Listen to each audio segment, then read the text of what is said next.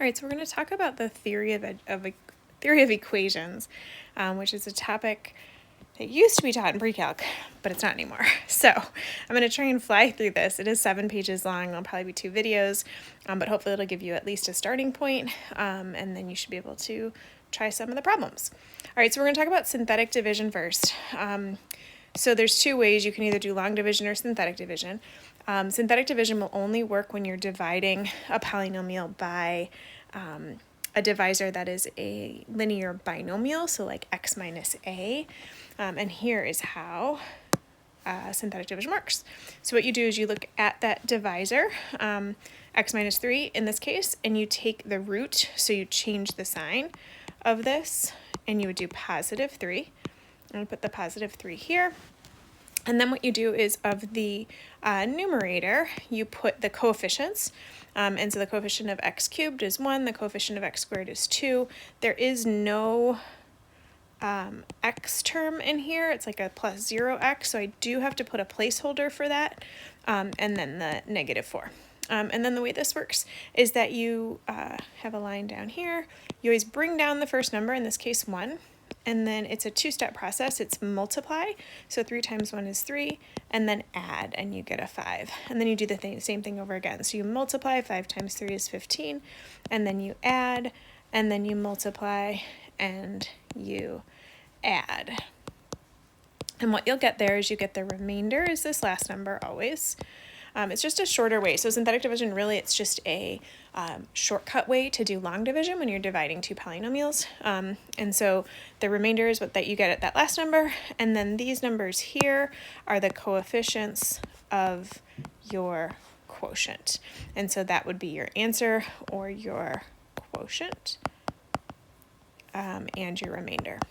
Okay, so long division will always work no matter what. You can divide by any kind of polynomial and you can use long division. You maybe saw this a while ago, and so this is just a quick reminder of long division. Oh, synthetic division you guys also saw, so you should remember synthetic division. That should just be like a refresher on synthetic division. Long division as well can use for any types of polynomials that you're dividing. So in this case, right, if I had x squared minus 3x plus 5, I don't have any placeholders there, but this one does have some placeholders. There's a 0x cubed and a 0x. And just to refresh your memory, you will look at the first terms and ask yourself x squared times what gives me 5x to the 4th? And my answer would be 5x squared. And then we take that and distribute it to all 3 of these to get 5x to the 4th minus 15x to the 3rd minus 25x squared. And we subtract this whole thing off, which changes the signs.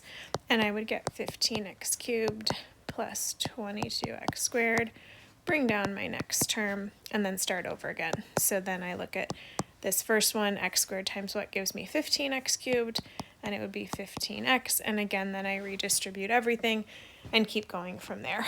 So I think you guys know how this works, so I'm not going to show the whole thing.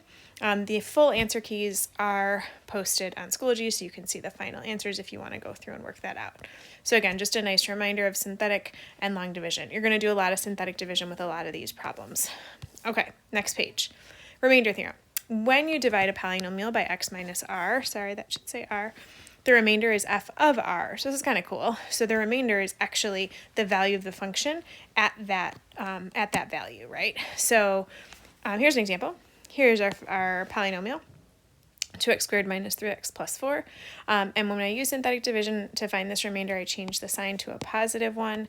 And then I've got 2, negative 3, and 4. I did this one a little differently, but you get the same idea. This is my remainder. And so what we're going to notice is that remainder, according to remainder theorem, should be the same thing as f of 1. And so if I actually plug in f of 1, let's check this work. All right, so I'm just plugging it into that polynomial. Right, and indeed, I get negative 1 plus 3, or plus 4, which is 3. And so it does check out, and this will work every time. So sometimes it's quicker to do synthetic division and find that remainder in order to find the value of the function at that root, instead of actually just plugging it in and working it all out. So remainder theorem is kind of cool. Okay, factor theorem. Factor theorem just talks about if the remainder, so f of r is equal to 0, then it is a factor, right? So then it is an actual root, and it is a factor. And so, for example, if they tell us that one of the roots is 1, we can use that and do synthetic division to then find the other roots. So what I'll do is I'll start with 1 because I know that that's one of my roots. There is a placeholder in this one for the x squared term. And when I go through, I notice that that remainder is 0, so it is proven that it is a root. And then what I can look at here, right, is now I have a quadratic, which is kind of cool because we always know how to solve a quadratic. If it doesn't factor, then I would just go ahead and do quadratic formula to solve that to get my other roots. So again, anytime you see in a question it's asking you to solve it, you're trying to find all the different roots. In this case, it's a third degree polynomial, so I should have 3 roots. This gives me one of the roots. They already told me one of them. But then I do my quadratic formula, and I would go through that process to then find the other 2 roots. Again, I'm not going to go through all that. You guys all know how to do quadratic formula. Okay, same idea here. This is a 4th degree, and they've given me 2 of the roots, so I can do synthetic division multiple times. So in this case, I would start with one of them. I don't think I have any placeholders here. I'm going to go through, undo, step ahead. 5, 15, 8, 24, 4. Again, I should get 0 because they told me it was a root.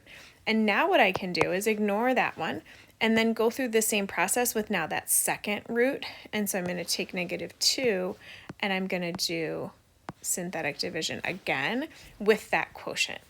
Because if it is a solution or a root to the first equation, it's going to be a solution or a root to that remaining quotient as well.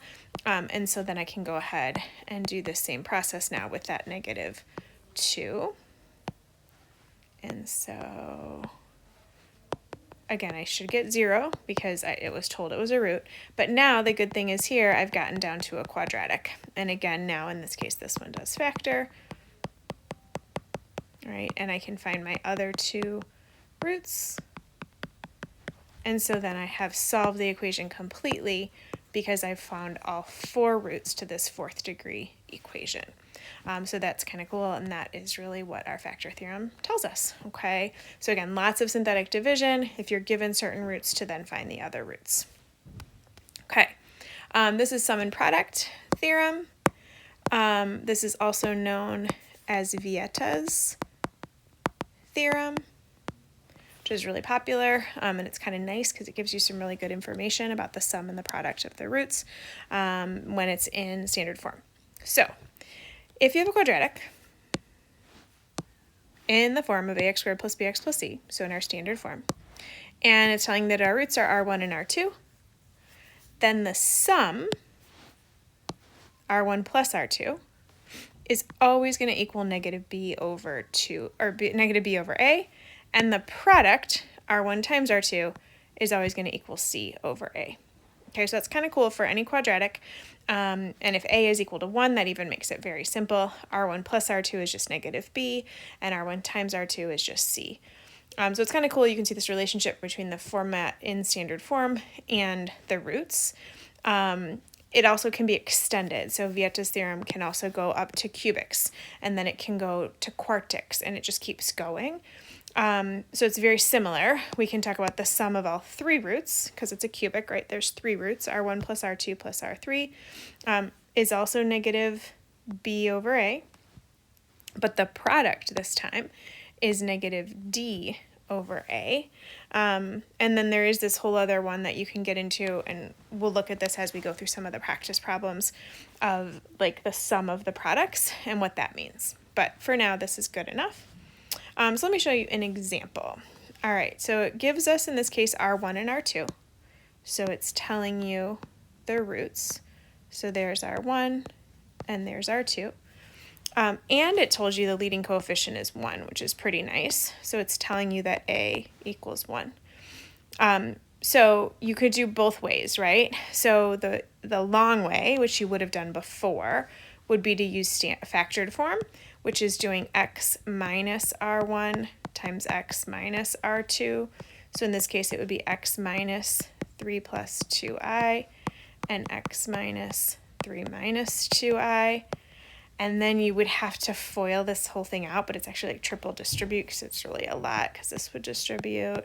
So you'd have x minus 3 minus 2i times x minus 3 plus 2i, and then you'd have to triple distribute that whole thing to get it into standard form because it asks you to write it in standard form. So this is really long, and I don't want to do that. And so instead, I can use sum of product, or I can use Vieta.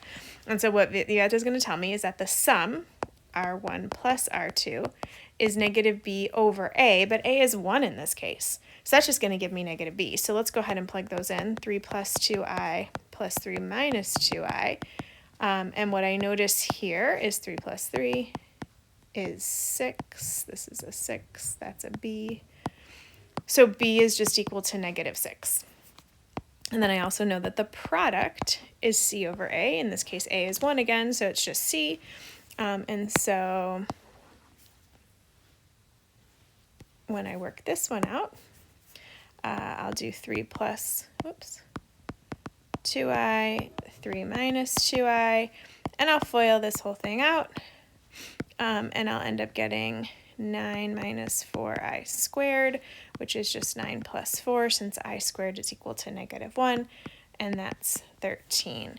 And so now my c is this. If I go to standard form, my b is negative 6, a was 1. So my equation will be that, right? And so just be x squared minus 6x plus 13. So that was a much quicker way to get there. I would have gotten there eventually if I had done all this FOILing and all this distributing. I would eventually have gotten to the same equation, but using Vieta can definitely save you some time. Okay. I'm going to stop this first video because I feel like it's kind of long, and then I will continue. What do I still have? Rational roots, conjugate roots, and Descartes. Yeah. I'll continue with rational roots in the next video.